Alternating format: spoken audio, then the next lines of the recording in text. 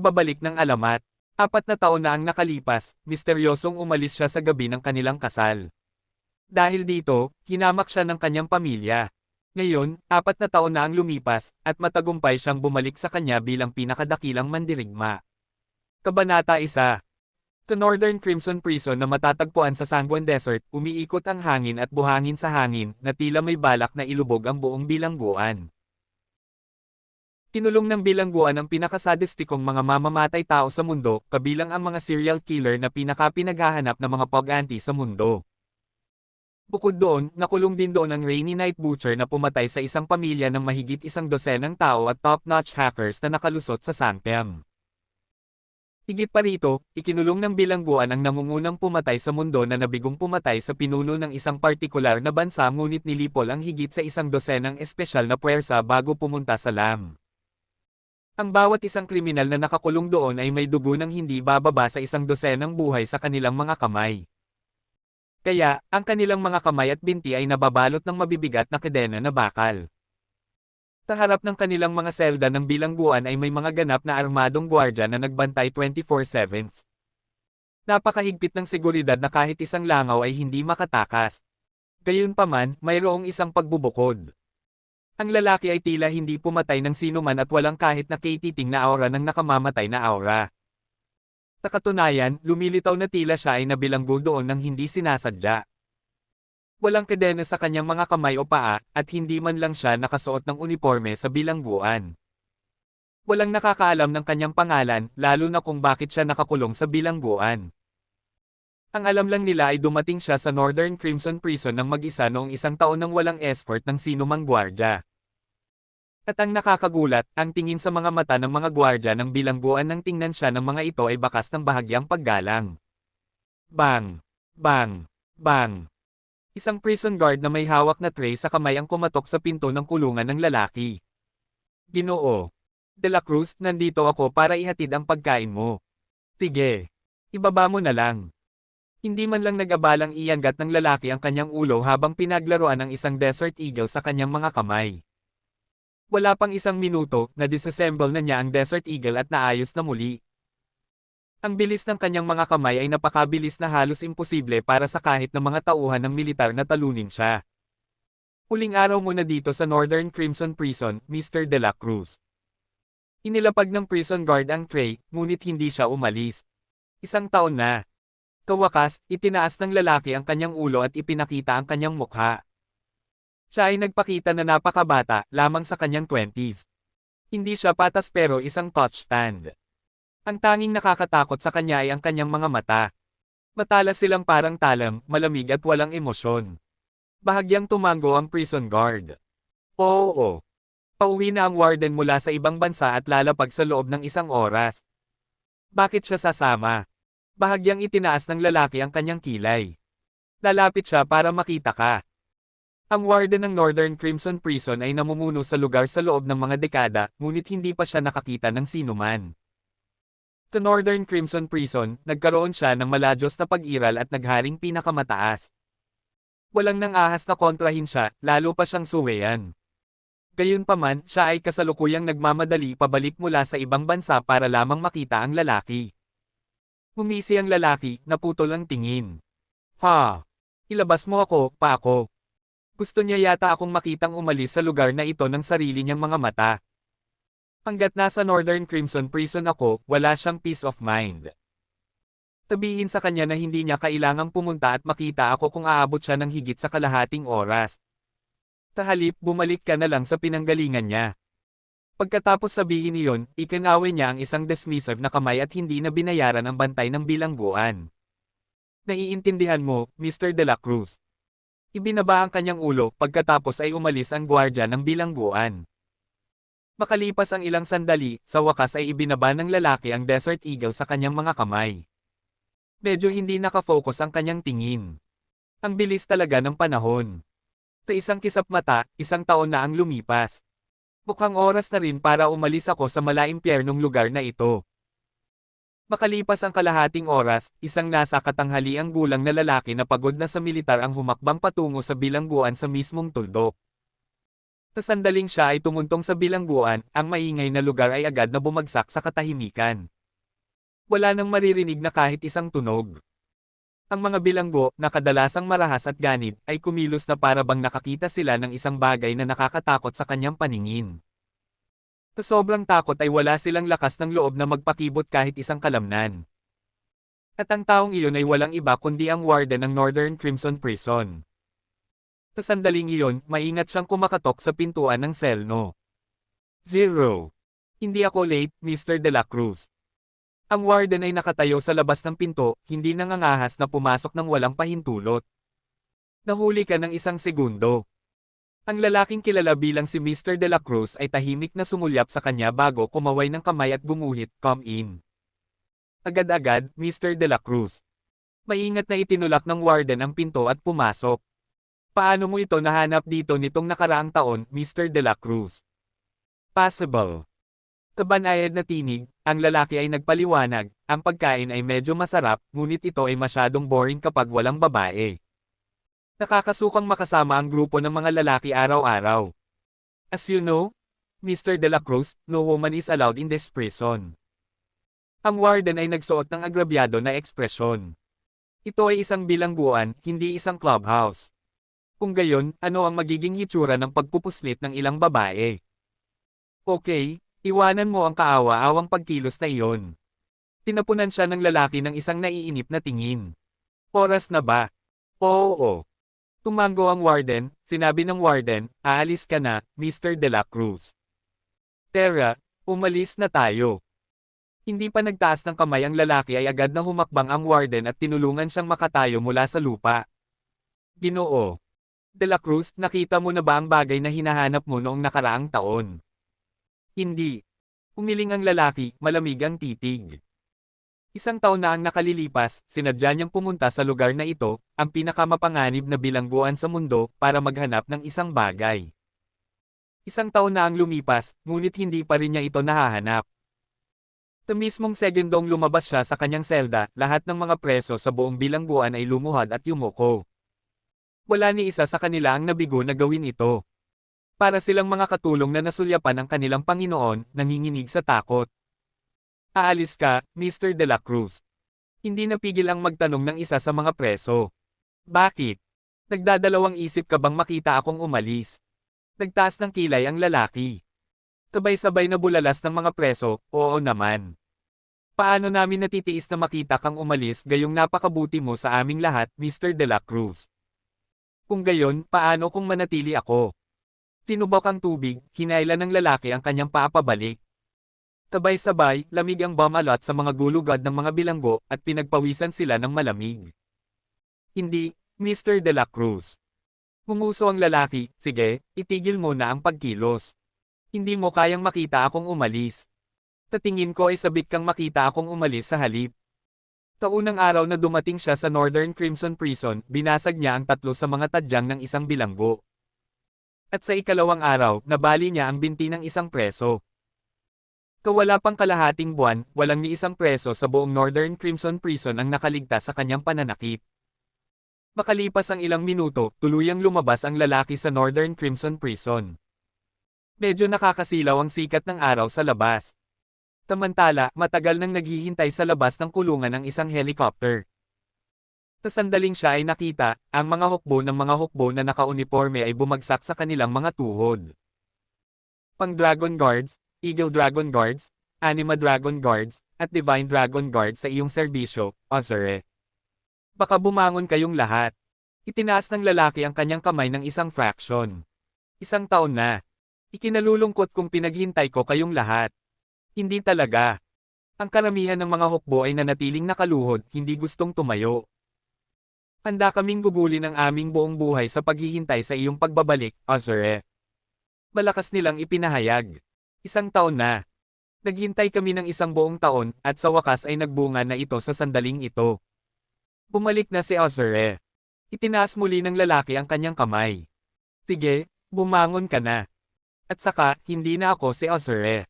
Hindi. Forever ka, Ozere. Sa ating mga puso, iisa lang ang Ozere sa mundong ito hanggang sa katapusan ng panahon. At iyon ay si Justin de la Cruz, na minsang lumaban at sumangkop sa mundo, ni minsan ay hindi natalo sa isang labanan. Kabataan na 2. Ang Jadeboro ay isang third-tier na lungsod. Sa aktwal na katotohanan, hindi ito naging isang third-tier na lungsod.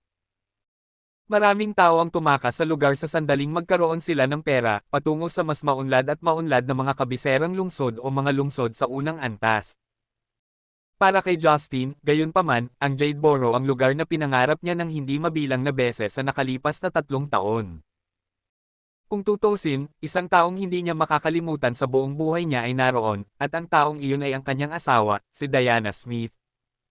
Sa mas tumpak na pagsasalita, nagpakasal siya sa pamilya ng kanyang asawa. 4 na taon na ang nakalilipas, siya ay nasa isang patay na dulo pagkatapos na may set up. Ang kanyang kumpanya ay nabangkarot, at siya ay hinahabol ng kanyang mga may utang. Nang siya ay mabigat na nasugatan matapos siyang laslasin ng mahigit 12 beses at muntik nang mamatay habang tumatakas, iniligtas siya ni Diana. Hindi lang iyon, binayaran pa niya ang lahat ng utang niya. Isa lang ang itinakda niya, pakasalan siya at maging manugang. Ang pamilya Smith ay isang kilalang pamilya sa Jadeboro, kaya tiyak na hindi siya karapat-dapat na pakasalan ang panganay na anak na babae ng pamilyang Smith nang ang kanyang kumpanya ay nalugi at siya ay walang pera noon. Pagkatapos magpakasal sa kanyang pamilya, ang sumaubong sa kanya ay walang katapusang pangungutya at paghamak. Kahit na ang kanyang asawang si Diana, ay ni minsan ay hindi ngumiti sa kanya, lalo na't pinahintulutan siyang hawakan siya pagkatapos ng kanilang kasal. Hanggang sa kalaunan ay nalaman niya na hiniling niya na pakasalan siya sa kanyang pamilya dahil ayaw niyang maging isang sakripisyong tupa para sa isang kasal sa politika. Dahil dito, isa lamang siyang kasangkapan na ginagamit niya para tanggihan ang kasal sa politika. Gayunpaman, tiniis pa rin niya ang walang katapusang pangungutya at pangungutya para lamang mabayaran ang utang ng pasasalamat na nabayaran niya sa lahat ng utang niya noon. Ngunit sa isang partikular na araw 3 taon na ang nakalilipas, bigla siyang naging target ng isang assassination. Hindi sinasadyang nakapasok siya sa kampo ng militar at sapilitang ipinasok sa hukbo, naging isang sundalo na hindi man lang humawak ng baril ng maayos. Mula noon, nagsimula siyang makipaglaban sa buong mundo. Mula sa isang kawal na madalas kunin, unti-unti siyang naging Azure, na nagpasakop sa mundo at nagdulot ng takot sa lahat. Ang lahat ng iyon ay salamat sa isang manual ng mahiwagang pamamaraan na nakuha niya sa pamamagitan ng pagkakataon.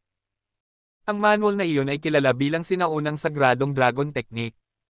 Sa kasamaang palad, nalaman niya kalaunan na ang sinaunang sacred dragon technique sa kanyang mga kamay ay kalahati lamang ng kabuuan nito. Ito ay isang hindi kumpletong manual na ang kalahati ay nawawala. 3 taon na ang nakalipas, at sa wakas nakabalik na ako. Hindi napigil ang mapabulalas ni Justin habang nakatingin sa matinding traffic sa kanyang harapan. Diana, 3 taon na ang nakararaan, hinamak ako pagkatapos kong ikasal sa iyong pamilya, na naging dahilan para mapahiya ka sa tabi ko at naging katatawanan ng pamilya Smith. Ngunit bumalik ako ngayon, makalipas ang 3 taon. Siguradong babayaran ko ang lahat ng utang ko sa iyo sa nakalipas na 3 taon ng 100 beses. Simula ngayon, sisiguraduhin kong walang maglalakas loob na kutsain ka. Gusto kong mag-genuflect ang mundong ito sa iyo. Pagkatapos ay nagsimula siyang pumunta sa tirahan ng mga Smith na may malabo niyang alaala sa kanyang mga alaala. Ngunit nang nasa kalagitnaan na siya, nabangga niya ang isang medyo may edad na babae na kalalabas lang ng massage parlor. Puno ng makapal na make-up ang kanyang mukha, ngunit hindi pa rin ito maitago ang napakaraming kulubot sa kanyang mukha. Gusto mo bang pumasok at magsaya, guwapo? 100 lang ang babayaran nito, at mapipili mo ang anumang serbisyong gusto mo. Kaya, paano ito? Interesado ka ba?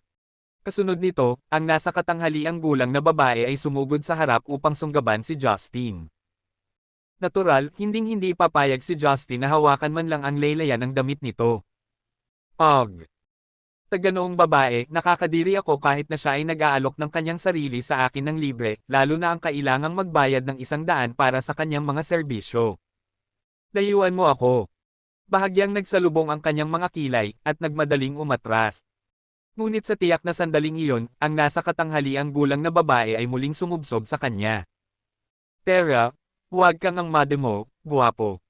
100 lang, pero ayaw mong magbayad. Umalis ka. Malamig na tumahol si Justin. Ngunit sa sandaling ang kanyang mga salita ay umalangaw-ngaw, isang matamis na babae ang biglang lumapit sa kanya. Parang nakilala niya ito sa isang sulyap. Justin. Ikaw, hindi ba? Buhay ka pa ha? Akala ko matagal ka ng patay pagkatapos mawala ng 3 taon. Hindi ko inaasahan na buhay ka pa. Isobel. Gayun din, nakilala siya ni Justin. Ang babae ay walang iba kundi si Isobel Lini, ang matalik na kaibigan ni Diana.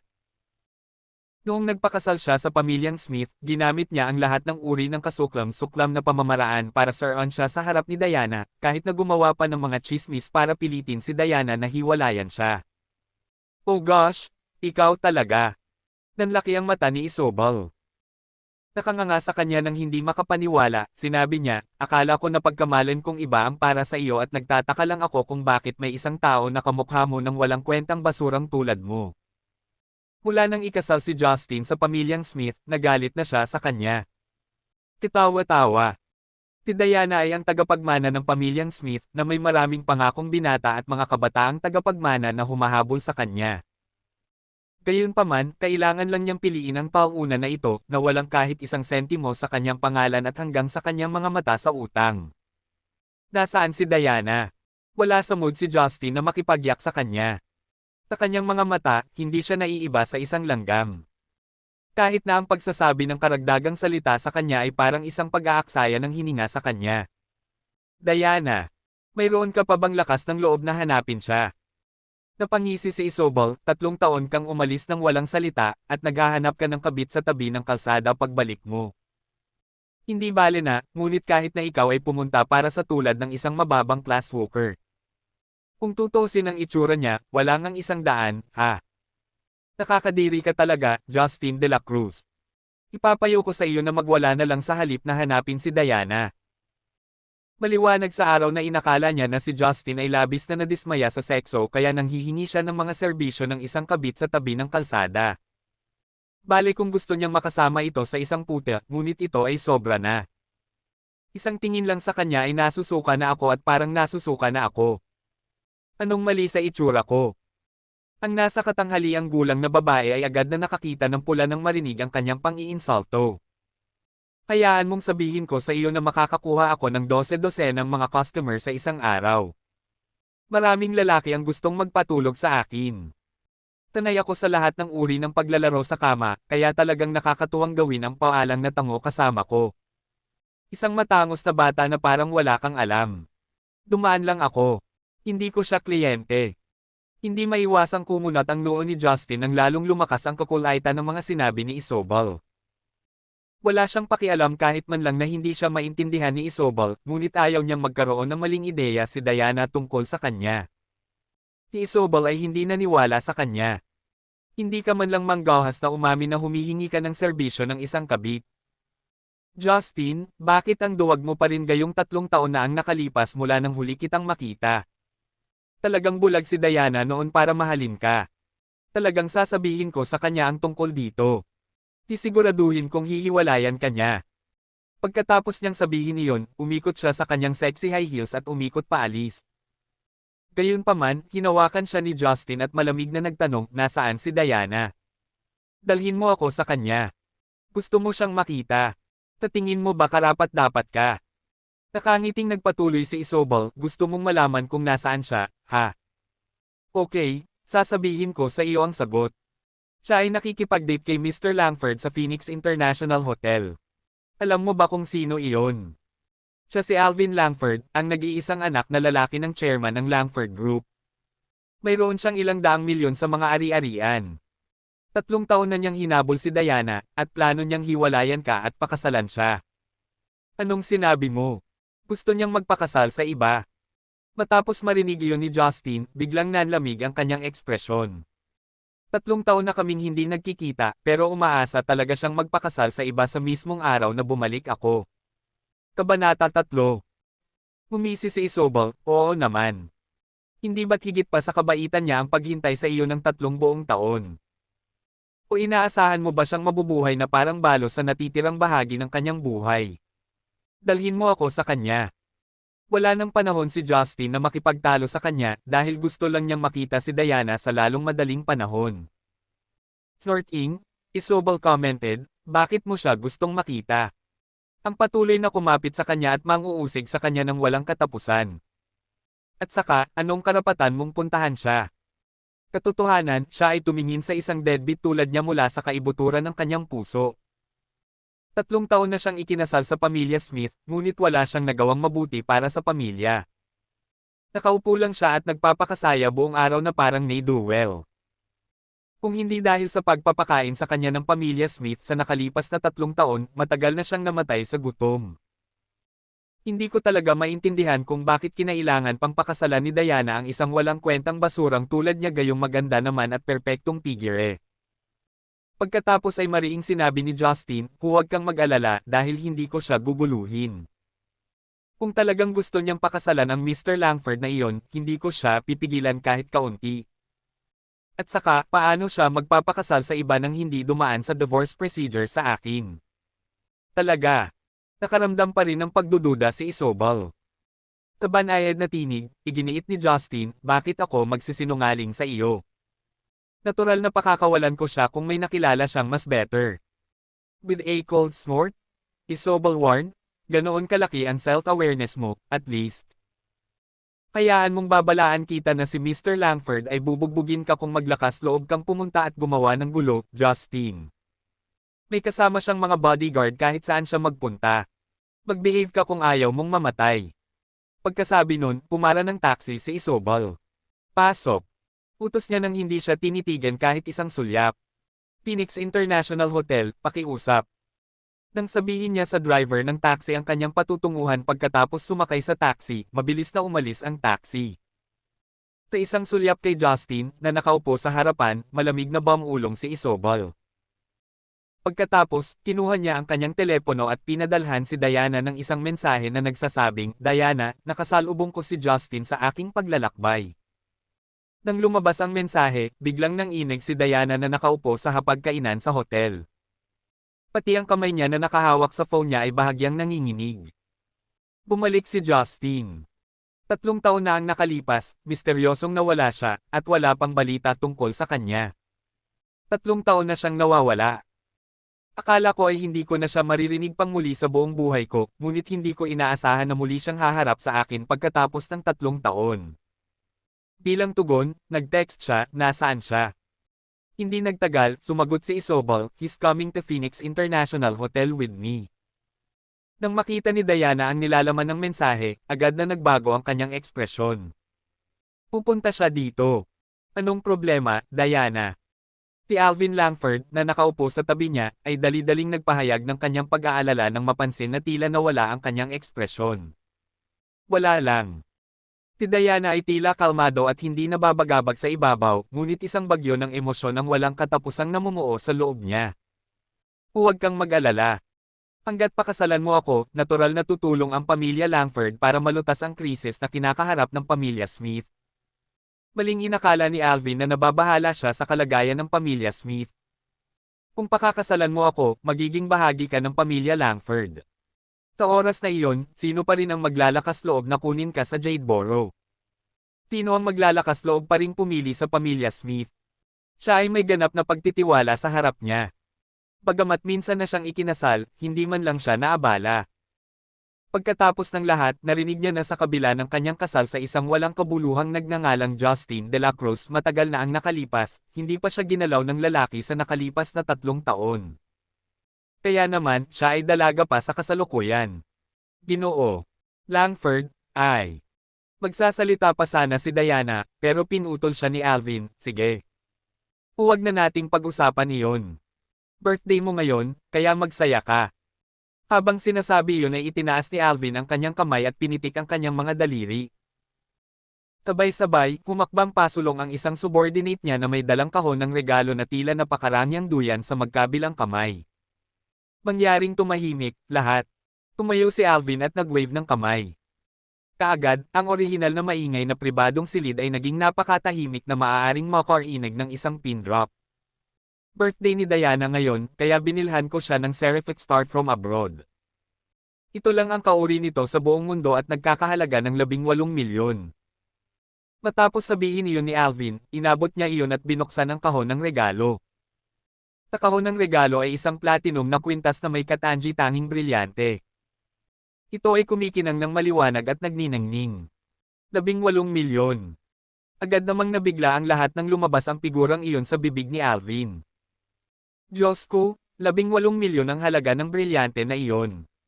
Gayunpaman, binibigay niya ito sa kanya ng walang pag-aalinlangan. Sa isang tries, lahat ng naruroon ay tumingin kay Diana na may nakasulat na inggit sa kanilang mga mukha. Nako, naibobo lang nila ang sama ng loob dahil wala naman silang magagawa. Oh well, ang ganda niya kasing picture, so what does it matter even if she had married? Bukod dito, namatay ang kanyang dating asawa 3 taon na ang nakalilipas. Hindi napigilan ng isang tao sa gilid ang paghihimok ng hindi kumilos si Diana para kunin ang regalo. Bakit ka nag-spacing out, Diana? Bilisan mo at tanggapin ang regalo ni Mr. Langford. Ha! Biglang bumalik sa katinoan si Diana. Maging siya ay nabigla sa marangyang regalo ni Alvin na 18 milyon kaagad. Ginoo. Langford, napakamahal nito. I can't accept this. Pagtanggi ni Diana na umiling. Gayunpaman, hindi siya pinayagan ni Alvin ng pagkakataong tanggihan ang regalo. Diana, hindi mo ito matatanggihan dahil ito ang proposal kong regalo sa iyo. Ikaw lang ang karapat-dapat sa Seraphic Star na ito. Para sa akin, kasing linis mo. Natigilan si Diana, halatang hindi niya ito maikapulupot. Paano kala? Nabanggit lang niya na gusto niyang ipagdiwang ang kaarawan ko nang yayain niya akong lumabas ngayon. Wala siyang sinabing mag-propose ng kasal. Mr. Langford. Natigilan pa rin sa kanyang proklamasyon. Bakit? Iniisip mo bang tanggihan ang proposal ko? Nagdilim ang ekspresyon ni Alvin nang hindi niya tinanggap ang regalo pagkatapos ng mahabang panahon.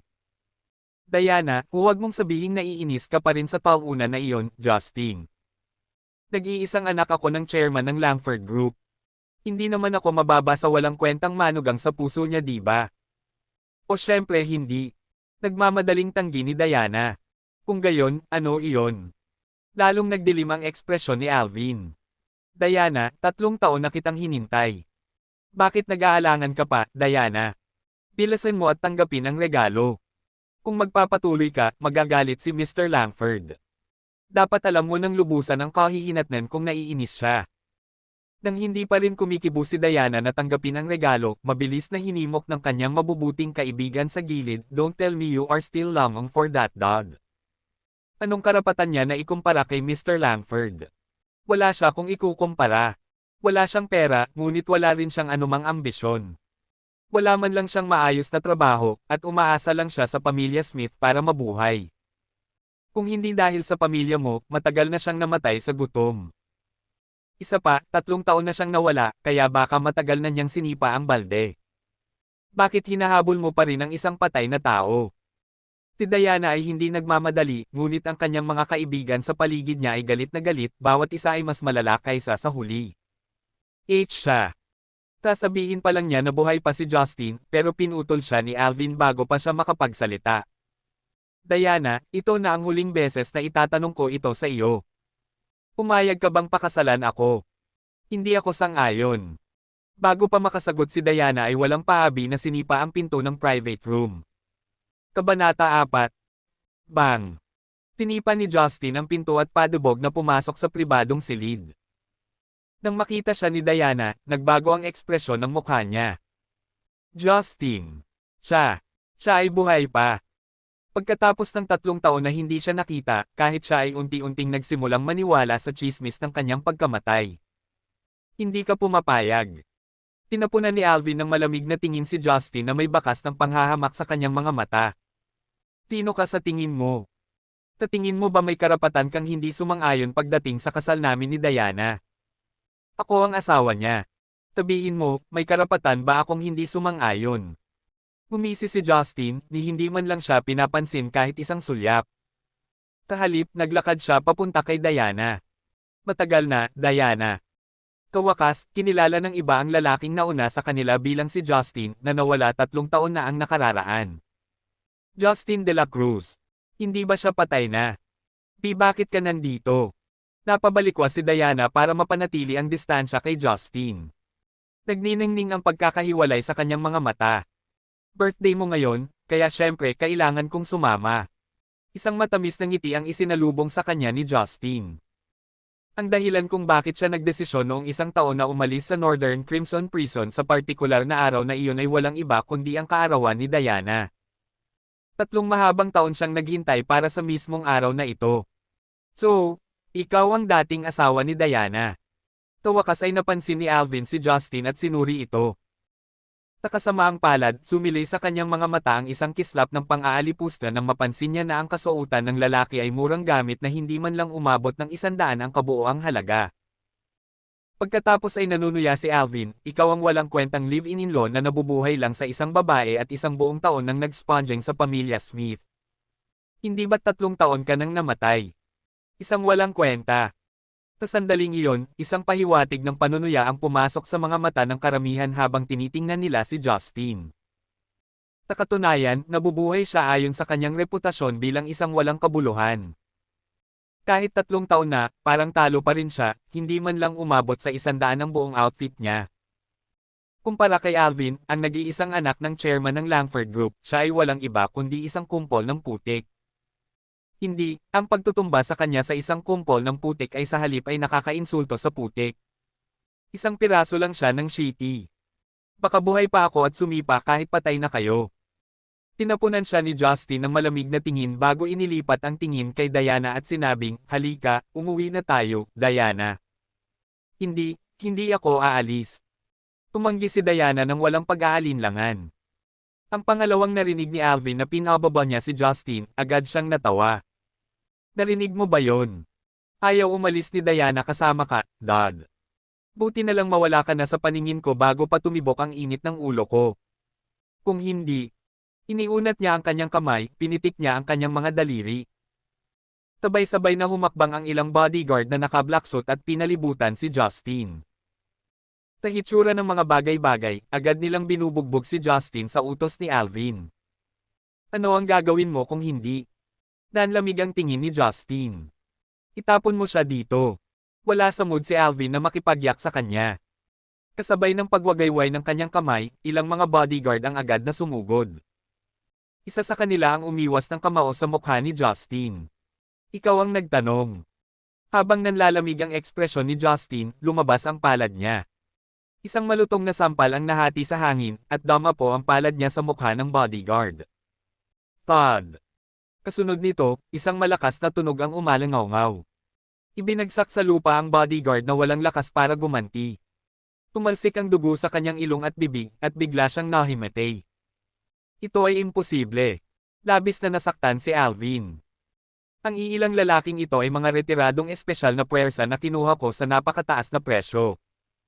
Sila ay matigas ang labanan, walang awa ng mga karakter na may dugo sa kanilang mga kamay. Paano kaya siya napatalsik sa isang sampal ni Justin? Bago bumagsak ang huling salita sa kanyang pagbigkas, humakbang si Justin at muling sinuntok ang kanyang palad. Wala pang 3 segundo, wala ni isa sa mga bodyguard ang nanatiling nakatayo. Nilamig silang lahat. Paano siya naging sanay sa pakikipaglaban? Hindi lang si Alvin, pero lahat ng naruroon ay natulala sa galing ni Justin sa pakikipaglaban. Hindi ba't isa siyang walang kwentang basura? Justin, ano ang ipinangako mo sa akin bago tayo dumating? Sa eksenang nasa harapan niya, sa wakas ay hindi na napigilan ni Isobel ang kanyang pananahimik. Sabi mo hindi ka nakakapit kay Diana. Ito ba ang ibig mong sabihin? She was so frantic right then namumula ang mata niya. Ako ang nagdala sa kanya dito, at binugbog niya ang mga tauhan ni Mr. Langford sa harap ng napakaraming tao dito. Hindi ba iyon ay katumbas ng pagpapahiya kay Mr. Langford? Paano ako mabubuhay sa Jadeboro mamaya pagkatapos na masaktan ang makapangyarihang tao? Nagsisinungaling lang ako. Naniwala ka ba? Gumuhit si Justin, nakataas ang isang kilay. Nakakahiya ka, Justin. Sa sobrang galit ni Isobel ay tinapakan niya ang kanyang mga paa at sinumpa siya. Humihingi ng paumanhin kay Mr. Langford, Justin. Kawakas ay nagsalita si Diana, na kanina pa nagmamasid. With a frosty expression on her face, tinuro niya si Justin at marahas na sinaway. Sumagot si Justin sa malamig na boses, paumanhin. Bakit ako dapat?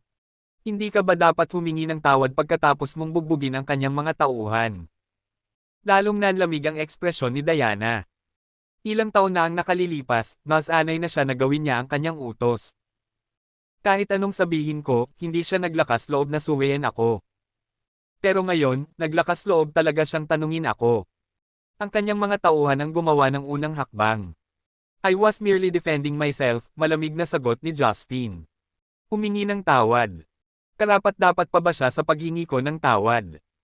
Maaari ko pang lipulin ang buong pamilya Langford, hindi banggitin ang pagbugbog sa kanyang mga tauhan. Tinong maglalakas loob na humingi ng tawad. Labis na galit si Diana na malakas na kumabog ang kanyang dibdib. Ang galing, ang galing. Lumaki ka na ngayon, ha, Justin? Mukhang sinadya mong pumunta dito ngayon para maghayganti sa akin ha. Tinadya mong gawing komedya ang birthday party ko at pinagtatawanan mo ako. Nagpunta ako lalo na dito para ipagdiwang ang iyong kaarawan. Paliwanag ni Justin. Gumugol ako ng isang buong taon sa Northern Crimson Prison para lang mahanap ang manual na iyon. Kung hindi dahil sa kaarawan niya, hindi ako malamang na sumuko sa kalagitnaan at lumabas ng kulungan ng maaga. May ngumisi bago sumagot si Diana, I celebrate mo ang birthday ni Diana. Kung ganoon, bakit hindi kita nakikitang may dalang regalo? Tingnan mo si Mr. Langford. Niregaluhan niya siya ng Seraphic Star na nagkakahalaga ng 18 milyon. Maging ang karamihan sa amin ay niregaluhan siya ng pinakabagong iPhone 11 at mga mararangyang produkto mula sa Chanel. Ikaw naman. Anong klaseng regalo ang inihanda mo para sa kanya bilang kanyang dating asawa? Tama iyan. Bakit hindi mo ilabas at ipakita sa amin? Walang tigil na kinukutya siya ng mga tao sa pagtatangkang ilantad siya at makita siyang gumagawa ng katangahan. Matagal na akong naghanda ng regalo. Habang sinasabi iyon, kinuha ni Justin ang isang plastic bag mula sa kanyang bulsa. May isang kwintas na tila napakamura. Sa kwintas ay isang forest green pendant. Sa isang sulyap, masasabi na ito ay isang imitasyon mula sa isang stall sa gilid ng kalsada na nagkakahalaga lamang ng higit sa 10. Justin, ito ang Reg Along inihanda mo para kay Diana. Sa sandaling inilabas niya ang regalo, ang mga tao ay sumabog sa malakas na tawanan. Tinitigan siya ng mga ito na para bang isa siyang tanga. Saang roadside stall mo binili ito? Gumastos ka ba ng 30 o 50 dito? Sa tingin ko hindi ka man lang umabot ng 100, no? Kabanata 5. Ako mismo ang gumawa.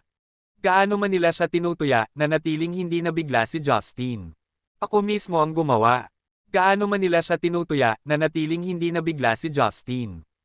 Kung tutuusin, hindi man lang siya mapakali na ay entertain ang mga ito. 30 o 50. Baka hindi nila mabili itong kwinta sa kamay ko kahit na gumastos sila ng 30 or 50 milyon. Minsan kong natagpuan ang kwintas na ito sa tirahan ng pinakakilalang pamilya sa West Region noong nagpunta ako sa labanan doon. Usap-usapan na ang piraso ng jade na ito lamang ay nagkakahalaga ng higit sa 100 milyon. Higit pa, kinulit ko ito gamit ang 1 taon. Ang halaga nito ay matagal nang lumampas sa 1 bilyon. Ang isa sa mabubuting kaibigan ni Diana ay pumulupot sa kanyang mga labi at nagkomento, ikaw mismo ang gumawa nito. Tapos mas walang kwenta. Tino ang nakakaalam kung saan mo dinampot ang isang walang kwentang bote ng beer mula sa basurahan at binasag ito bago nilagyan ng pira-piraso ang kwintas. Ha! Hindi ako makapaniwala na kayang-kaya niyang kunin siya ng 1 piraso ng jade. Paano kayang bumili ng 1 piraso ng jade na nagkakahalaga ng daan-daang libo ang isang deadbeat na walang trabaho at nabuhay sa pamilya Smith sa loob ng 1 buong taon? Ang isa pang matalik na kaibigan ni Diana, gayon din, ay pumulupot sa kanyang mga labi at umalangaw-ngaw, pakinggan, pakinggan. Dapat mong isaalang-alang ang katayuan ni Diana. Isinasantibi ang katotohanan na niregaluhan siya ni Mr. Langford ng Seraphic Star na nagkakahalaga ng 18 milyon, kahit na ang mga regalo mula sa amin ay hindi mas mura kaysa 10,000. Tignan mo yung kwintas mo. Paanong hindi ka nahihiyang iregalo ito sa iba gayong hindi naman ito nagkakahalaga ng 100? Bakit naman ako mahihiya? Si Justin ay hindi gaanong naapektuhan. So what if he gifted her a Seraphic Star na nagkakahalaga ng 18 milyon? Walang pinagkaiba sa basurahan kumpara sa kwintas na ito. Ang kwintas na ito ay nagkakahalaga ng 10 Seraphic Stars. Nang sabihin niya iyon, hindi napigilan ng mga tao na umikot ang kanilang mga mata. Mabuting Panginoon! Nakakaloka! Tirana talaga siya. Ito ay nagkakahalaga ng 10 Seraphic Stars. Paano kaya'y mahigit 100 milyon ang halaga ng kanyang crappy necklace? Tama na, Justin. Napatigil si Diana sa wakas. Dati-rati, naramdaman ko lang na siya ay walang pinagkaiba sa isang ruffian na kumakalat lang at walang ginagawa dahil wala siyang trabaho o anumang ambisyon.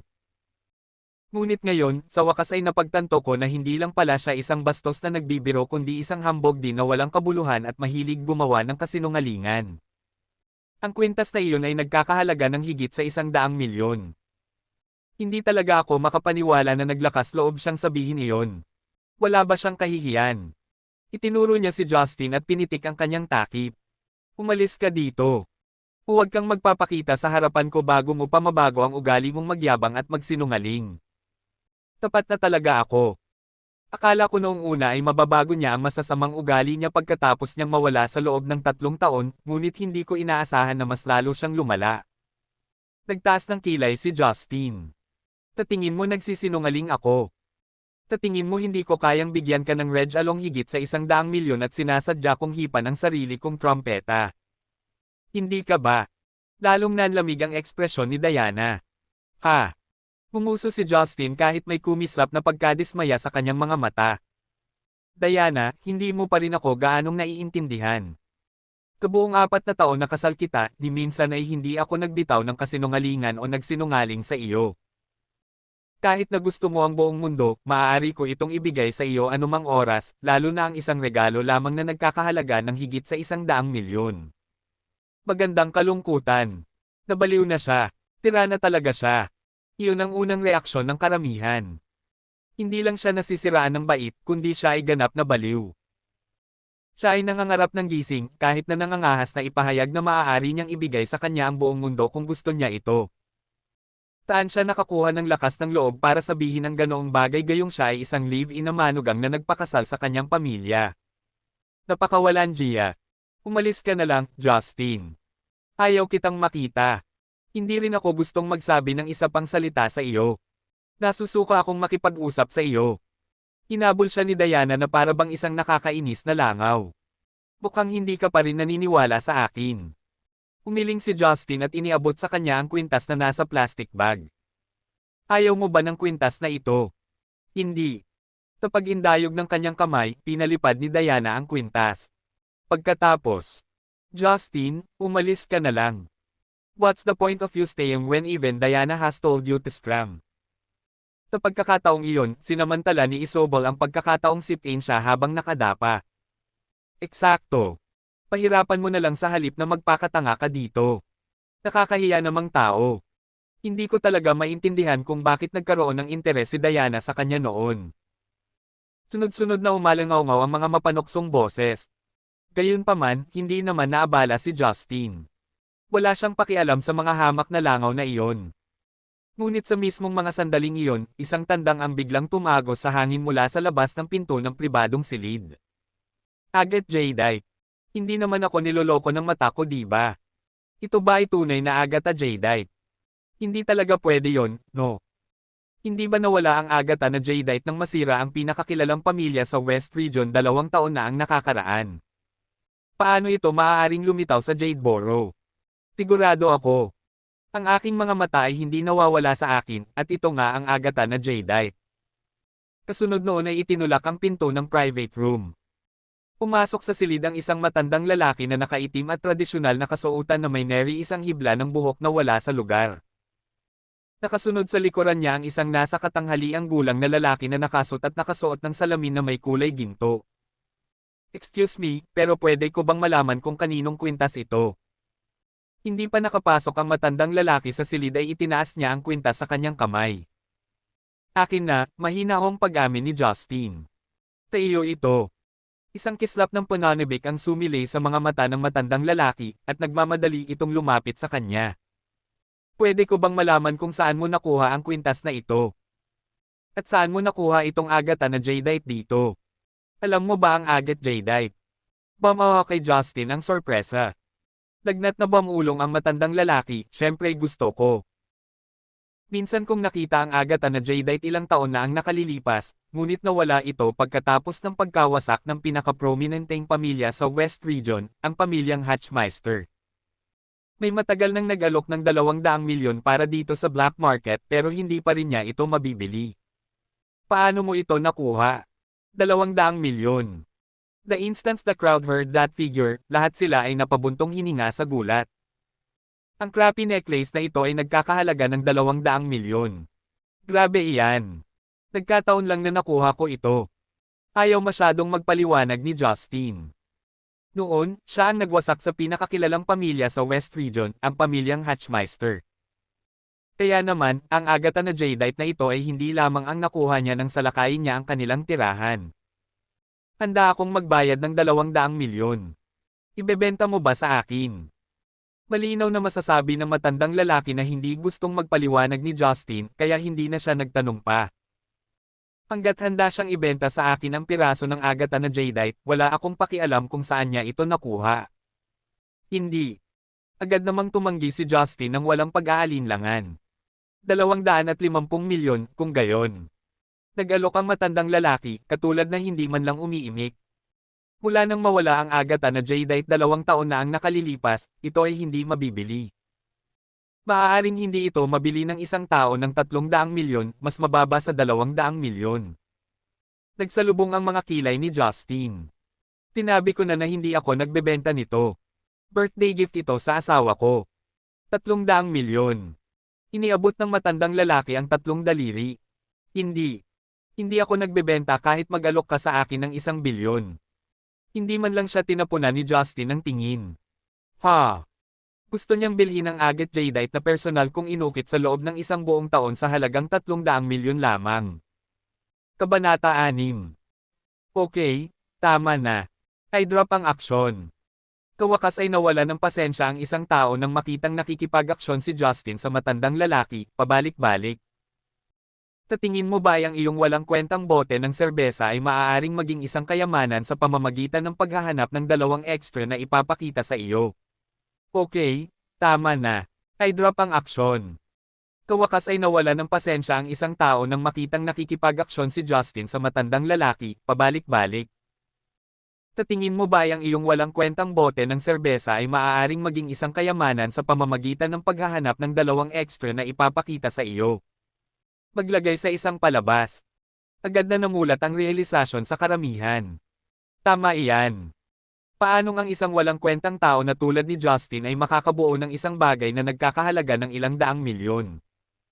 Diana, I think dapat hiwalayan mo siya agad, considering his attitude. Palagi siyang nagmalabis at nagsisinungaling, hindi nagsasalita ng totoo. Nag-hire siya ng isang tao para makipag-act sa kanya dahil lang sa hindi niya kayang bigyan ka ng mamahaling regalo. Hindi ba't nakakahiya lang? Nang marinig ang walang hanggang pagkondena ng mga tao, si Diana ay namula ng matingkad sa kahihiyan. Nagkaroon ka na ba, Justin? Umalis ka dito, dala ang walang kwentang bato mo. She ranted while pointing at Justin, bumubula ang bibig. Sige. Dahil ayaw mo, ako na lang. Biglang may kumatok. Sa isang kisap mata, ang Agatha na Jadeite na orihinal na nasa kamay ni Justin ay nabali sa ilang piraso at nahulog sa lupa. Isang pambihirang kayamanan na nagkakahalaga ng 1 bilyon ang nabasag ng walang babala. Inihanda ko ang Reg Along ito para sa iyo noong una. Dahil ayaw mo, nawala ang halaga nito. Si Justin ay nagsuot ng walang pakialam na ekspresyon sa kanyang mukha. Nawala ka na ba sa isip mo? Agad namang nabigla ang matandang lalaki sa nakitang eksenang nasa harapan niya mismo. Iyan na ang huling piraso ng Agatha Jadeite sa buong mundo. Sa sobrang inis niya ay nanginig ang buong katawan niya. Desperado siyang sumugod at pinulot ang Agatha Jadeite na nagkapira-piraso. Bakit ka nagpapalabas ng palabas kung ito ay ilang piraso ng walang kwentang bato? Nang makita ang kilos ng matanda, binawi ni Alvin ang kanyang paa at sinipa ito pasulong. Halos ibagsak niya ang matandang lalaki sa isang buhok. May death wish ka ba, Alvin Langford? Biglang sumulpat ang medyo may edad na sa likod ng matandang lalaki at sinipa si Alvin sa lupa. Kilala mo ako. Nababalot ng galit ang mukha ni Alvin. How dare he make a move against me kahit alam niya ang identity ko? May sakit ba siya sa buhay? Malamig lang na tinitigan siya ng nasa katanghaliang gulang na walang sinasabi ni isang salita. Inilabas niya ang phone niya, saka siya tumawag. Pagkaraan ng tawag, dalawang pangungusap lang ang binigkas niya. Sebastian, dapat talagang turuan mo ang anak mo. Kung ayaw mong gawin, gagawin ko sa ngalan mo. Ang kanyang mga salita ay agad na nagpatawa sa mga tao. Sino si Sebastian Langford? Siya ang chairman ng Langford Group sa Jadeboro at may net worth na mahigit 1 bilyon. Tila ay tunay na mapangahas na gamitin ang kanyang pangalan upang maglabas ng mga pagbabanta at manlinlang sa iba kapag sila ay mga extra lang.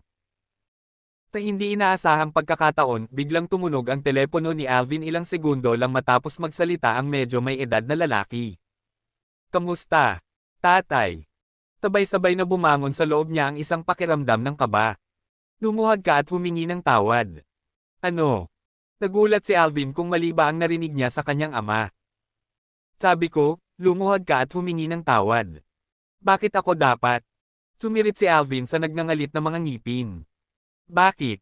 Dahil siya si Felix Quantrill na taga-Jazona. Malayo ako sa kanya pagdating sa status at connections. Kung ayaw mong mamatay, gawin mo ang sinabi ko at lumuhod ka. Kung hindi, kahit ako ay hindi mo mailigtas. Nang marinig ang panawagang iyon, si Alvin ay nabalisa. Pati ang kamay niyang nakahawak sa phone ay bahagyang nanginginig, at tumulo ang malamig na pawis sa kanyang noo. Thud. Napaluhod siya ng walang ibang salita, ibinaba ang ulo sa lupa. Siya ay nagpakita ng napakakumbaba na tila siya ay naging alabok. Paumanhin, Mr. Quantrill. Shooting him a glare, Felix growled, you don't need to apologize to me. Sa halip, dapat kang humingi ng tawad kay Mr. Young. Paumanhin, Ginoong Young. Patawarin mo ako. Sa lungsod na ito, mayroon lamang isang tao na may karapatang magkaroon ng isang tao na may katayuan ni Felix na tugunan siya ng ganito. At iyon ay si Soren Young, isa sa pinakamayamang tao sa Chania na bumalik sa kanyang bayan mula sa bakip 10 taon na ang nakararaan. Sa paghahambing, ang pamilya Langford ay wala. Hindi pinansin ni Soren si Alvin. Pinulot niya lamang ang mga putol na piraso ng agata na jadeite sa lupa ng walang salita bago pumunta kay Justin. Maaari kong ibalik ang agata na jadeite na ito. Kung gayon, isaalang-alang ko itong regalo ko sa iyo. Gayunpaman, hindi siya pinabayaan ni Justin kahit isang sulyap. Nanatiling nakadikit ang tingin niya kay Diana mula simula hanggang dulo. Nagulat si Soren na kumaway ng kamay at pinalabas si Felix ng tseke. Hindi pwedeng libre lang ang agate jadeite. Narito ang 100 milyon, kaya isaalang-alang ito bilang pagbili ko nito mula sa iyo. Pagkatapos sabihin niyon, pinirmahan niya ang tseke ng may pag-unlad. Pagkatapos, ibinigay niya ang 100 milyong tseke kay Justin. Ang 8 dito ay nagpasilaw sa lahat ng naroon. Right then and there, ilang mga tinaguriang matalik na kaibigan ni Diana ang ibinato kay Justin ng mapang-akit na tingin. Samantala, nalaglag ang panga ni Isobel kahit na halata sa mukha niya ang hindi makapaniwala. Ang live-in-in-law na kailangan pa rin ng pamilya Smith upang suportahan siya noong 1 taon ay naging milyonaryo nga sa isang kisap mata. Walang naghinala na peke ang tseke dahil si Alvin, na nakaluhod pa rin sa lupa, ang pinakamagandang ebidensya. Gayunpaman, may mas kahangahangang nangyari pagkatapos noon. Tiningnan lang ni Justin ang tseke bago niya ibinigay kay Diana. Dahil hindi mo gusto ang regalo, kunin mo na lang itong 100 milyon. Isipin mo ang utang ko sa iyo sa nakalipas na 3 taon. Casual niyang ibinigay ang 100 milyon. Sa isang pagkakataon, ang buong pribadong silid ay bumagsak sa pin drop na katahimikan. Nakanganga ang lahat sa kanya. Maging si Soren ay medyo nagulat. Mabaho ang suot niya at mukhang hindi naman mayaman. Gayunpaman, nagbigay lang siya ng 100 milyon. Tinasabi sa akin ng aking intuition na ang binatang ito ay hindi ganoon ka-simple. Ito ang name card ko. Maaari mo akong tawagan kung may kailangan ka. Dahil personal na ibinigay ang kanyang name card kay Justin, nagmamadaling umalis si Soren. Kailangan kong putulin ang agata na jadeite na ito kaagad. Pagkatapos ng lahat, ito na lang ang natitirang piraso sa mundong ito. Hanggang sa makaalis si Soren ay naglakas loob si Alvin na muling bumangon. Phew! Buti na lang at hindi niya itinuloy ang bagay na iyon salamat sa pagluhod ko. I bet wala siyang pakialam sa status ko bilang tagapagmana ng pinakamayamang tao sa Jadeboro. Diana, itatanong ko ito sa iyo sa huling pagkakataon. Papakasalan mo ba ako? Sa pagkakataong iyon, nasa dulo na ng pasensya si Alvin. Bakit nag-aalangan ka pa, Diana? Tinuwerte lang si Justin at natisod siya sa isang bato. Paano kung ito ay nagkakahalaga ng 100 milyon? Babalik pa rin siya sa dati niyang deadbeat self pagkatapos ng pera. Eksakto. Diana, ano ang 100 milyon lamang kumpara sa pamilya Langford? Bakit ang tanga mo? Noon, hindi napigilan ng mga kaibigan ni Diana ang pagbuhos ng gasolina sa apoy. Ang mga sulok ng bibig ni Isobel ay biglang kumerba sa isang mapanlate na ngisi, at inilabas niya ang kanyang trump card. Diana, alam mo ba kung paano ko nakasama si Justin? Paano? Instinctive na tanong ni Diana. Nabangga ko siya sa kalsada. Hulaan mo kung ano ang ginagawa niya. Siya ay nanghihingi ng mga serbisyo ng isang kabit at ito ay isang murang kabit doon. Mas matanda pa siya sa nanay ko. Oo, 100 lang ang sinisingil niya para sa isang session. Napabalikwas ang ulo ni Diana at umirap siya kay Justin. Puno ng hinala ang mga mata niya. Naniniwala ka ba sa akin o sa kanya? Malamig na tanong ni Justin. Hindi siya nag-alok ng anumang paliwanag at hindi rin kailangang gawin iyon. Bahagyang umiling si Diana. Naaalala ko sa kanya, hindi naman siya kaawa-awa kahit wala siyang ambisyon at naglalaway lang buong araw. Diana, wala na akong pasensya na sayangin ang oras ko sa'yo. Kung papayag ka, kakalimutan ko na lang ang hindi ka nais-nais na bagay ngayon. Kung hindi, biglang ibinaling ni Alvin ang tingin kay Justin na may mali siya sa mga mata nito. Hindi siya aalis dito ngayon. Hindi ako aalis dito. Hinailan ni Justin ang isang upuan at pinaupo ito. Kahit na ang iyong ama, si Sebastian Langford, ay nakatayo dito mismo, maaaring hindi siya maglakas loob na sabihin sa akin ang isang bagay, pabayaan ka. Kabanata 7. Sebastian Langford. Kung nakatayo lang siya dito, itinapon na sana niya si Justin sa Golden River para pakainin ang mga isda. Sebastian Langford. Kung nakatayo lang siya dito, itinapon na sana niya si Justin sa Golden River para pakainin ang mga isda. Itinuring ng ilang tao sa gitna ng karamihan si Justin na para silang tumitingin sa isang tanga.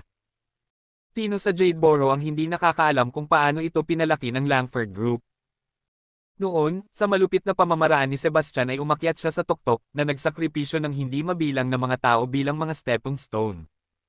Dahil dito, kalahati ng kanyang kayamanan ay nabahira ng dugo. Kahit na ang mga may net worth na higit sa 100 milyon ay umiiwas sa kanya tulad ng salot, kaya ang isang hamak na manugang na lalaki tulad ni Justin ay hindi kahit na karapat-dapat pansinin. Naging malamig ang ekspresyon ni Alvin matapos niyang marinig ang sinabi ni Justin. Narinig mo ba iyon, Diana? Siya ang naghuhukay ng sarili niyang libingan, kaya wala akong magagawa dyan. Pagkasabi noon, kinuha niya ang kanyang telepono at nag-dial ng numero nang hindi na nagdadaldal pa. Hello, Greg. Nagkaroon ako ng problema dito, kaya sumama ka sa ilang lalaki para hawakan ito. Gaya ng dati, tandaan na magdala ng ilang armas. Ang Greg na tinutukoy niya ay walang iba kundi ang kapitan ng Vice Enforcement Division sa Jadeboro na si Greg Joson. Karaniwang tinatanggap ni Greg ang maraming benepisyo mula sa pamilya Langford, kaya siya talaga ang tumulong sa paghawak ng mga bagay-bagay sa tuwing nagdudulot si Alvin ng anumang gulo sa labas o napaharap sa isang mahirap na sitwasyon. Nasa room no. Isa ako sa Phoenix International Hotel. Nang matapos magsalita si Alvin, ibinaba niya ang tawag at tinitigan si Justin na para bang malapit na ang kamatayan ng lalaki. Napakagaling mong makipaglaban, ha? Ayos lang. Makikita ko kung gaano kakagaling mamaya kung kalaban mo man ang baril at bala. Ang banta sa kanyang deklarasyon ay napakalinaw. Lahat ng nandoon ay tumingin kay Justin sa pag-aasam na manood ng palabas nang marinig ang banta na iyon. Ang tingin sa kanilang mga mata ay malinaw na hinahatulan siya sa pag-aanyaya sa kapahamakan. Lalo na't hindi napigilan ni Isobel ang panunuya matapos niyang maramdaman ang sinabi ni Alvin, may mga tao talagang hindi alam ang kanilang lugar. Sa tingin mo ba ay talagang big shot ka dahil lang sa natisod mo ang isang walang kwentang bato sa tabi ng kalsada at nakilala ang isang malaking shot mula sa Becky? Nako, ang kumpol ng putik ay laging kumpol ng putik. Ang kanyang sinabi ay tila umalangaw-ngaw sa damdamin ng lahat ng naroon. Eksakto. Si Justin ay isang walang kwentang live-in-in-law, paano kung swertehin siya at napadpad siya sa walang kwentang bato sa tabi ng kalsada.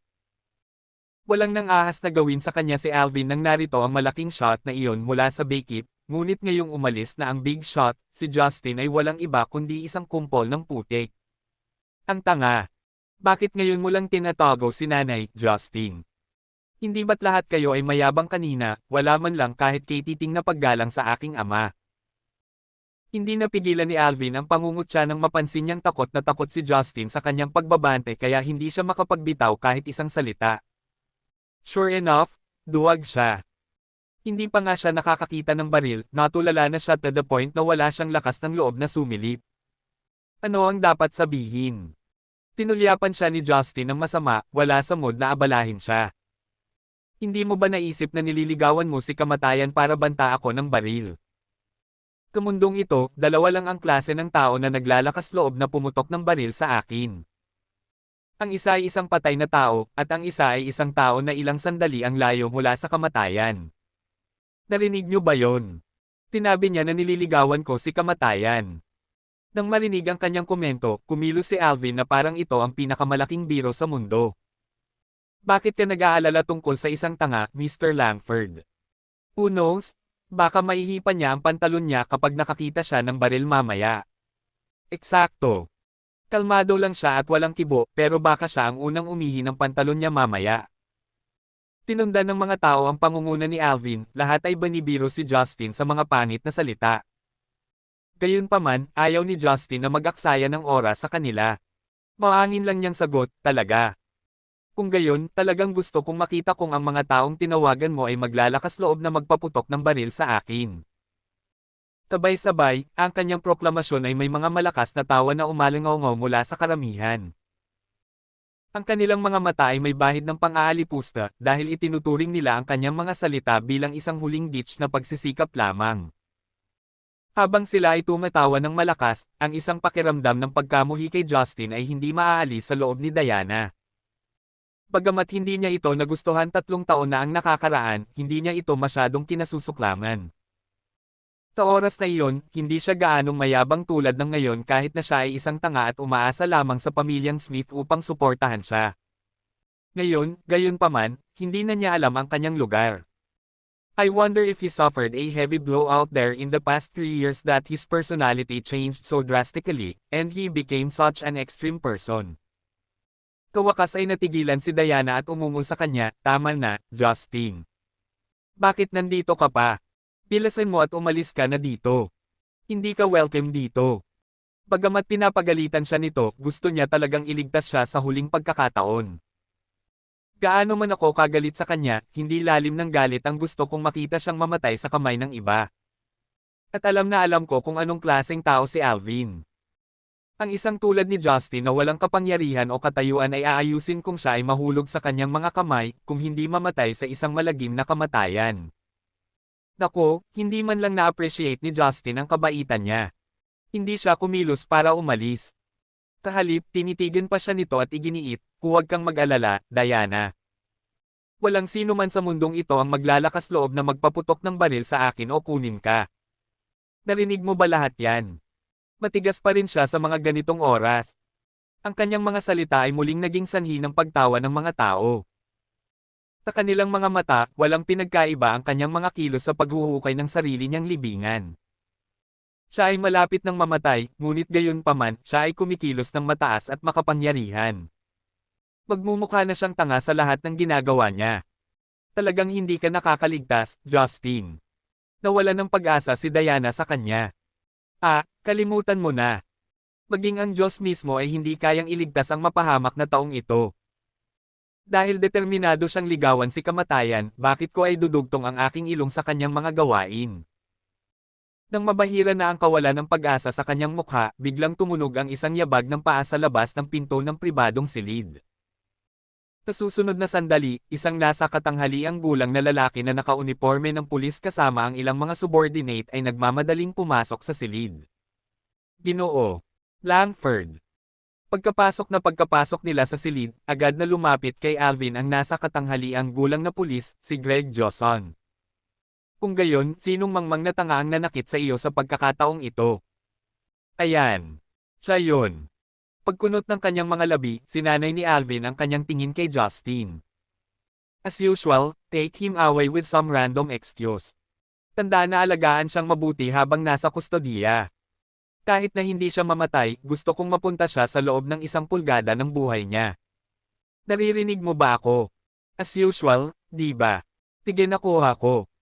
Maliwanag sa araw na hindi ito ang unang pagkakataon na gumawa sila ng ganoong bagay, dahil kumaway si Greg ng kamay at itinuro si Justin pagkatapos matanggap ang utos nito mula kay Alvin. Mga lalaki, ilayo mo ang batang iyan. Tumahol siya. Kabanata 8. Naiintindihan mo, Kapitan. Kasunod ng utos na iyon, ang ilang mga pulis mula sa Vice Enforcement Division ay naglabas ng isang set ng mga posas at humakbang patungo kay Justin nang walang kahit isang salita. Naiintindihan mo, Kapitan. Kasunod ng utos na iyon, ang ilang mga pulis mula sa Vice Enforcement Division ay naglabas ng isang set ng mga posas at humakbang patungo kay Justin nang walang kahit isang salita. Tatanawing iyon, hindi maiwasang mapangiti ang mga tao. Hindi ka ba makapangyarihan, Justin? Gumanti. Bakit hindi ka maglakas loob na gumawa ng hakbang laban sa mga pulis? Panunuya ni Isobel. Gumanti. Tingnan mo, mukhang natakot siya. Paano siya maglalakas loob na gumanti? Don't tell me na iihina niya ang pantalon niya sa takot. Hindi ba magarbo siya kanina?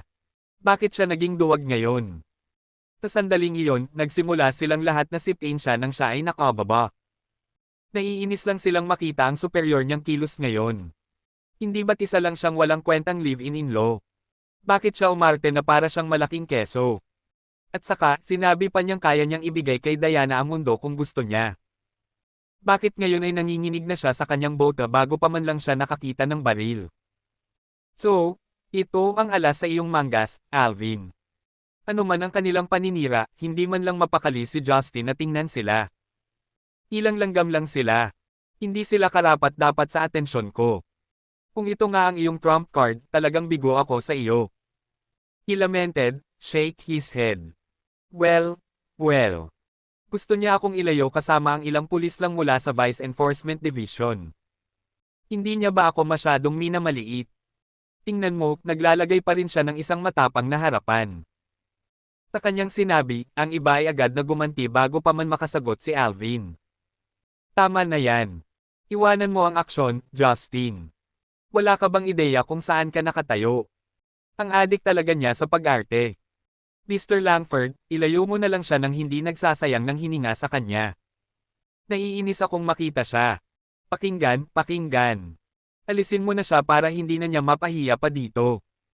Sa pag-uudyok ng mga tao, tinitigan ni Alvin si Justin nang may pag-aalinlangan.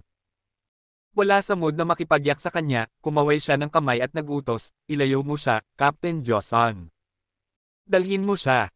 Kautos ni Greg, agad na hinawakan ng iilang subordinate niya ang braso ni Justin. May kamay pa sila sa mga holster ng baril sa bewang. Mula sa kanilang tindig, tila hindi sila magdadalawang isip na bumunot ng kanilang mga baril kung magpakita siya ng kahit kititing na pagtutol. Mas mabuting kumilos ka, bata. Kung hindi, huwag mo kaming sisihin sa hindi pagpapakita ng kagandahang loob sa iyo. Hindi sineseryoso ng iilang pulis ng Vice Enforcement Division ang lalaki. Hindi ito ang unang beses na gumawa sila ng ganoon, kaya alam nilang kailangan lang nilang sundin ang kanilang kapitan at hulihin ang lahat ng nakasakit kay Alvin bago sila turuan ng leksyon. Pagkatapos, natural na bibigyan sila ni Alvin ng pera bilang gantimpala.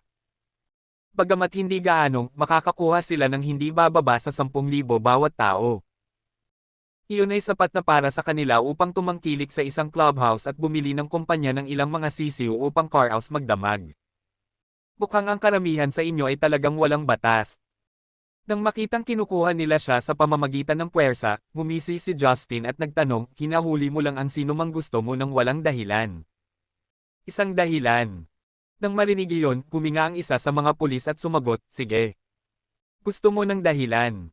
Bibigyan kita ng isa, kung gayon. Naghihinala na ako ngayon na sangkot ka sa drug trafficking. Tapat na bang dahilan iyon? Talagang sapat na. Nakapagtataka, tumango si Justin nang hindi man lang lumalaban. Nang makita ang kanyang kilos, lahat ng naroon ay napangiti. Puno ng paghamak ang tingin sa mga mata nila habang nakatitig sa kanya. Aba, tignan mo yan. Takot na takot lang siya, ni walang lakas ng loob na magbitaw ng kahit isang protesta. Gayunpaman, natatakot ako na hindi mo ako madakip sa kadahilanang iyon. Tahimik na sinulyapan ni Justin ang pinto habang mahinang bumubulong, 10. Siyam.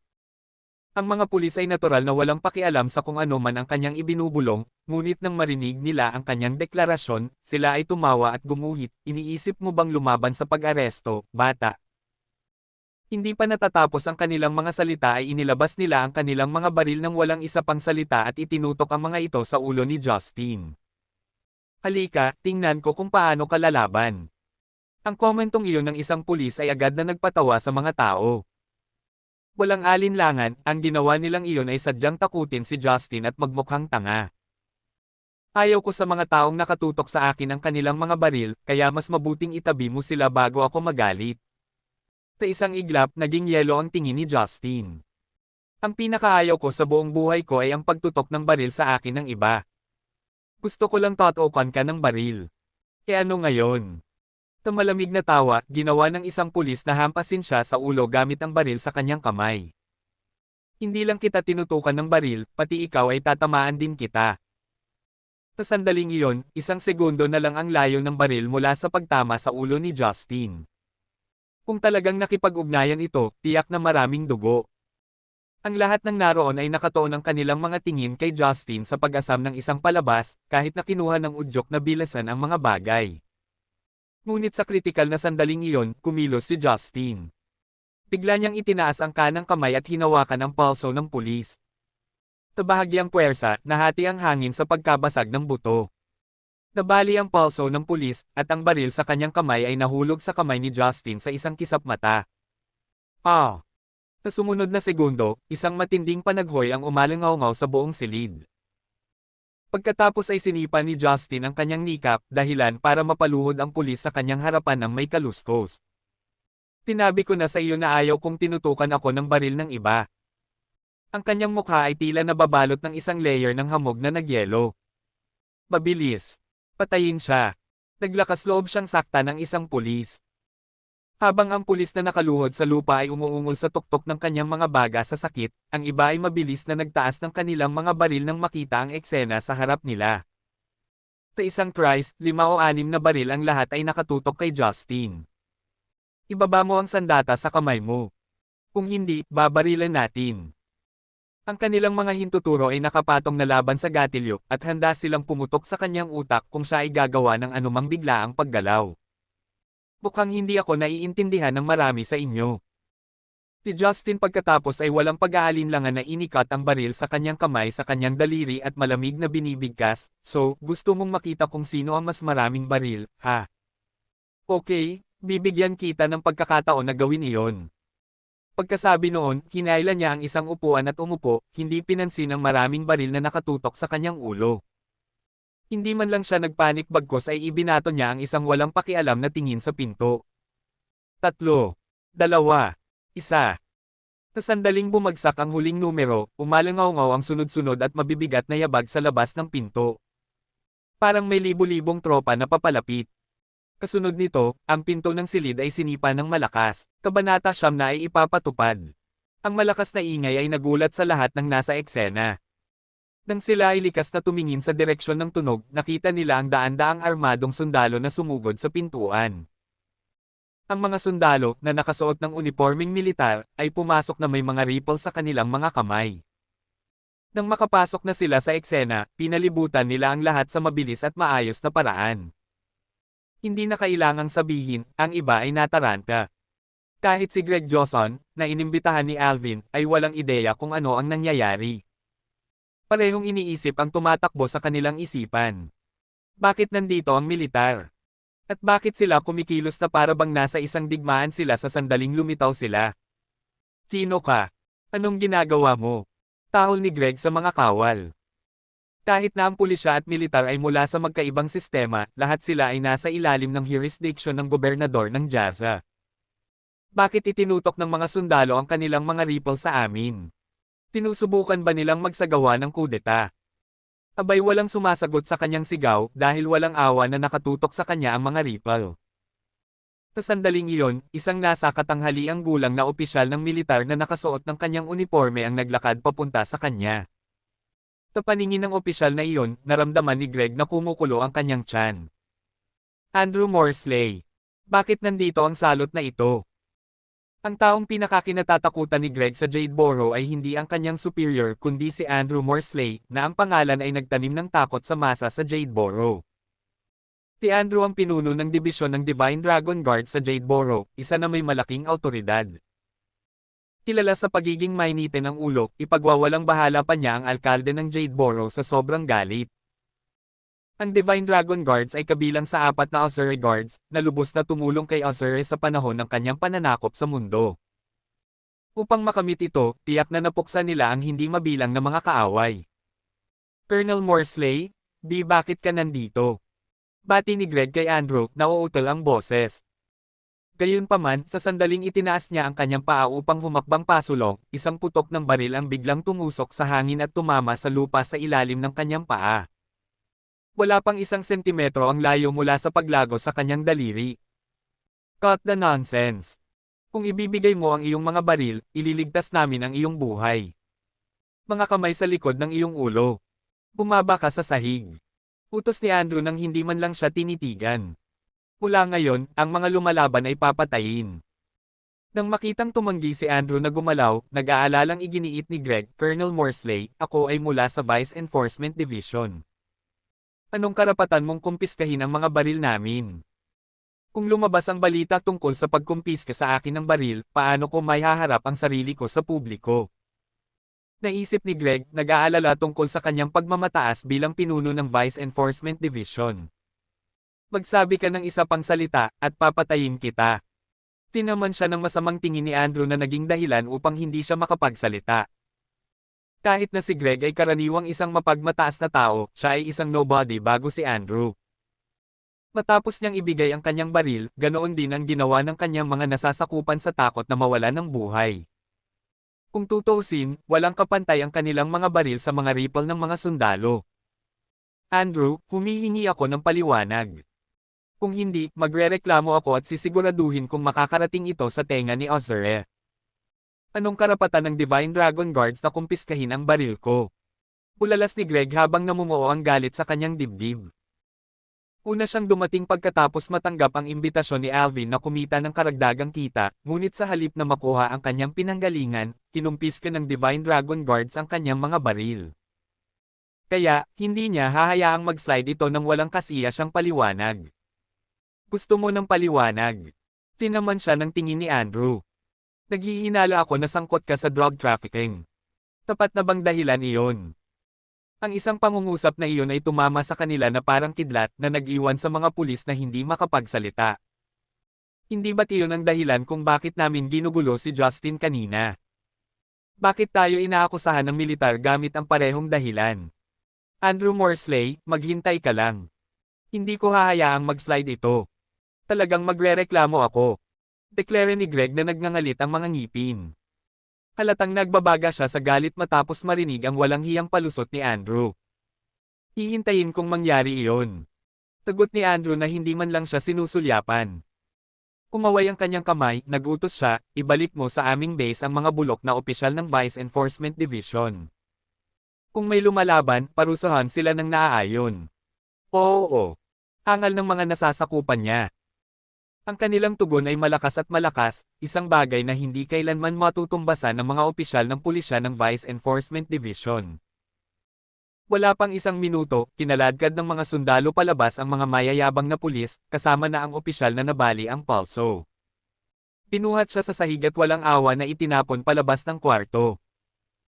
Ang lahat ng naruroon ay nagsimulang matakot para sa kanilang kaligtasan, nag-aalala na sila ang susunod na maaresto. Hindi man lang sila pinansin ni Andrew habang mataimtim na humakbang palapit kay Justin. Taliwas sa inaasahan ng iba, yumuko siya para lumuhad sa harap ng huli sa halip na arestuhin siya. Gayunpaman, bago niya magawa iyon, nasulyapan niya ang nagbabala na tingin ni Justin. Tabay pidgil ni Andrew sa paggalaw at inayos ang katawan. Itinaas niya ang kanang braso, sumaludo siya kay Justin. Commander, naaresto na namin ang lahat ng mga kalaban. Hinihintay ko ang iyong mga tagubilin kung paano magpatuloy. Commander. Dahil sa pagkamangha, hindi napigilan ng lahat ang pagnanais na ibalik ang kanilang mga ulo at harapin si Justin. Hindi sila makapaniwala sa kanilang mga tainga. Tungkol saan yan? Bakit siya tinawag na Commander? Hindi ba si Andrew ang pinuno ng dibisyon ng Divine Dragon Guard sa Jadeboro? Si Justin ang kanyang commander. Hindi ito maaaring maging totoo. Joke lang dapat. Kung tutusin, alam ng mga nasa Jasona na iisa lang ang commander ni Andrew, at iyon ay si Zachary Lin, King of War of the Divine Dragon Guards. Kinokontrol ni Zachary ang kabuuan ng Jazza, at lahat ay dapat magpakita sa kanya ng paggalang, anuman ang kanilang mga katayuan. Iyon lang dahil isa siya sa 4 na hari ng digmaan sa ilalim ni Ozere. Manam. Binigyan siya ni Justin ng dismissive wave. Ayan yon. Pwede ka nang umalis. Oo, Commander. Walang pag-aalinlangan, tumalikod si Andrew at nagbigay ng utos sa kanyang mga nasasakupan habang ibinababa ang kanyang braso. Kunin mo silang lahat. Sa bilis ng kanilang pagdating, agad na umalis ang daan-daang sundalo kasama ang mga opisyal ng Vice Enforcement Division. Masasabi ng lahat na sila ay mahusay na sinanay dahil ang kanilang mga galaw ay nakasynchronize bilang isa. Pagkalabas ng mga sundalong iyon, ang iba ay tumingin kay Justin ng may takot. Hindi sila makapaniwala sa kanilang mga mata. Inutusan lang ba nitong pauunang si Andrew, ang pinuno ng dibisyon ng Divine Dragon Guard sa Jadeboro, na umikot? Tingnan kung paano sumunod ang huli sa kanyang mga utos. Hindi kaya nagkaroon siya ng fortuitous encounter sa nakalipas na 3 taon. Bigla na lang silang nag-isip tungkol sa pagkakakilanlan ni Justin. Alvin, ano pang mga pakulo mo? Habang ang lahat ay malalim na nag-iisip, sinulyapan ni Justin si Alvin at mahinahong nagsalita, kung ito ang lawak ng iyong mga panlilinlang, iyon ay masyadong nakakadismaya. 9 hanggang 10. Matiim na tinitigan ni Alvin si Justin, kumikislap ang mga mata nito sa matinding puot. Matiim na tinitigan ni Alvin si Justin, kumikislap ang mga mata nito sa matinding puot. Hindi ito posible. Hindi pwede. Si Justin ay walang iba kundi isang pauunan. Noong unang itinuon ni Alvin ang kanyang mga mata kay Diana, nagpadala siya ng isang tao upang imbestigahan ang kanyang dating asawa at napagtanto na ang huli ay isang live-in-law na manugang na nagpakasal sa pamilyang Smith dahil siya ay tinutugis. Kung hindi na iligtas ni Diana ang kanyang buhay, si Justin ay pinatay ng kanyang kaaway ilang taon na ang nakalipas. Walang paraan ng pauunan na ito ay isang commander. Kahit napatay na ang lahat ng lalaki sa mundong ito, wala pa ring silbi si Justin para maging isa. Sino ka, Justin de la Cruz? Hiling ni Alvin na nag-iigting ang panga. Bilang nag-iisang anak na lalaki ng chairman ng Langford Group, nakakahiya para sa kanya na mapilitan siya sa isang kanto ng isang inutil na manugang na lalaki. Ano ang iisipin ng iba sa akin kung ito ay lumabas? Ako ay isang taong hindi mo kayang pagtripan. Napangisi si Justin. Tandaan, kung sakaling matagpuan kitang manggulo muli kay Diana, ang Langford Group ay titigil na sa pag-iral. Isa itong tahasang pagbabanta. Galit na galit sa kanyang tahasang pananakot, pinandilatan siya ni Alvin ng masama. Kung nakakamatay lang ang tingin, napunit na sana si Justin noon. Nako, hindi man lang napigilan ng kanyang mga titig si Justin, na bumaling kay Diana at sinabing, Diana, hindi ko alam kung anong problema ang pinasok ng pamilya mo, pero kahit ano pa iyon, kakayanin ko. Hindi mo kailangang pakasalan ng taong wala kang nararamdaman dahil lang sa isang maliit na bagay. Isang walang kwentang bagay. Nang marinig ang kanyang mga salita, ang mga nakapaligid sa kanya ay nagtaas ng kanilang kilay na may pag-aalinlangan. Karaniwang kaalaman na ang pamilya Smith ay nasaktan ng pinakamaimpluwensyang pamilya sa Jadeboro, ang pamilya ng Blackwood. Sa katunayan, kapag bumahing ang pamilya Blackwood, sipon si Jadeboro. Nagmamadali ang pamilya Smith na pakasalan si Diana kay Alvin upang sila ay magsanib puwersa sa Langford Group at sa gayon ay ipagtanggol ang kanilang sarili laban sa pamilyang Blackwood. Tama na, Justin. Tigaw ni Diana. Wala akong pakialam kung ano ang malaking shot na nakilala mo doon o kung paano mo na-rate ang isang tao para makuha ang kanilang pabor, ngunit huwag kalimutan na hindi kanila mapoprotektahan magpakailanman. Huminga siya ng malalim bago idinagdag, kapag naalis ka na nila, wala ka na. Hindi mo ba kilala ang sarili mo? Hindi mo malulutas ang problema ng pamilya ko, kaya Scrum. Ayaw na kitang makita kahit kailan. Tila ginamit niya ang lahat ng kanyang lakas para mapaungol ng malakas sa huling pangungusap na iyon. Kung tutusin, alam niya kung ano si Justin, tamad at walang ginagawa. Magaling siyang gumawa ng mga gawaing bahay, pero hanggang doon na lang. Kaya, tumanggi siyang maniwala na naging malaking shot si Justin matapos mawala sa loob ng 3 taon. Walang paraan na magkaroon siya ng kapangyarihan kapag ang Justin na kilala niya ay isang tamad na lalaki na hindi kailanman nagkaroon ng maayos na trabaho at isang duwag na hindi kailanman gumanti kahit gaano pa kasama ang pakikitungo nila sa kanya. Ang tanging makatwirang paliwanag ay nananalo siya ng pabor sa isang malaking shot o nagsakripisyo ng isang bagay upang makuha ang kanilang suporta. Gayunpaman, para kay Diana, hindi ito isang maaasahang solusyon. Kapag hindi na siya nagamit ng mga bigwig at tinalikuran siya, ang mga taong minsan niyang nasaktan ay babalik sa kanya. Kung walang santuwaryo, magiging madaling biktima si Justin. Isang malaking pabor. Namulat ang realisasyon kay Justin nang humagalpak siya ng tawa. Diana, alam mo bang ang mga taong tinuturing mong big shots ay parang langgam lang para sa akin? Walang sino man sa kanila ang maglakas loob na tawagin ang kanilang mga sarili na big shot bago ako dahil ako ang pinakamaimpluwensyang tao sa mundong ito. Sa loob ng 2 taon, pinamunuan ni Ozure ang mundo at naibalik ang kapayapaan sa lipunan. Ang kanyang maluwalhating mga nagawa ay ginawa siyang halos hindi magagapi. Walang maglalakas loob na suwihin ang isang dekreto ng Ozure. Maging ang alkalde ng Jazza ay kailangang tumayo sa harap niya. Justin de la Cruz, baliw ka. Hindi na nakayanan ni Diana ang yabang ni Justin. Dapat kang magpagamot sa lalong madaling panahon. Siya snap. Dahil doon, umikot siya sa kanyang mga takong at lumayo. Tumanggi siyang sumulyap pa sa kanya. Ang dahilan kung bakit siya nagpakita doon sa araw na iyon ay para gamitin ang impluwensya ng pamilya Langford para harapin ang pamilya Blackwood. Sa kasamaang palad dahil nasaktan ni Justin si Alvin, wala nang silbi para sa kanya na manatili pa. Diana. Tumawag si Justin, ngunit hindi man lang siya lumingon o tumugon sa kanyang tawag. Nang makitang determinado itong umalis, agad siyang sinundan nito. Nang makaalis na siya, agad nagamon ang tensyon sa silid. Hawak ang upuan para sa suporta, sa wakas ay tumayo si Alvin at tinitigan ang umaatres na figure ni Justin na may mapot na tingin. Bilang nag-iisang anak na lalaki ng chairman ng Langford Group, hindi pa siya nakatanggap ng ganitong kaiyahiyang pagtrato sa buong buhay niya. Ang katotohanan na niyurakan ni Justin ang kanyang pagmamataas ay nagpagalit sa kanya, at tumanggi siyang ipaalam ang bagay na ito. Ginoo. Langford, dapat turuan mo siya ng leksyon. Napakayabang niya. Oo. Narinig mo ba kung paano niya inangkin na siya ang pinakamaimpluwensyang tao sa mundo? Siguradong wala na siya sa isip niya. O, baka nakatakas lang siya mula sa isang asylum. Nang wala na si Justin, nawala sa kanilang isipan ang lahat ng takot ng grupo ng mga tao sa kanya, at sunod-sunod nilang tinutuya siya. Kalokohan. Hindi mo ba narinig ang sinabi ni Diana? Siguradong maswerte siyang nakilala sa pamamagitan ng isang malaking shot. Kung hindi, bakit siya tatrituhan ni Andrew Morsley ng may lubos na paggalang? Marahil ibinente niya ang kanyang sarili sa isang malaking shot. Huwag kalimutan na ang ilang maimpluwensyang tao ay may ilang mga fetish. May nanunuya, at ang iba ay nagbahagi ng nakakaalam na hitsura. Tama na. Hindi ba pwedeng manahimik ka na lang? Sa pagtatawanan pa lang nila ni Justin ay mainit na ipinatong ni Alvin ang palad sa mesa. Justin, kahit anong big shot ang gusto mong gawin, huwag mong kalimutan na nasa Jadeboro tayo. Ito ang teritoryo ng aking pamilya.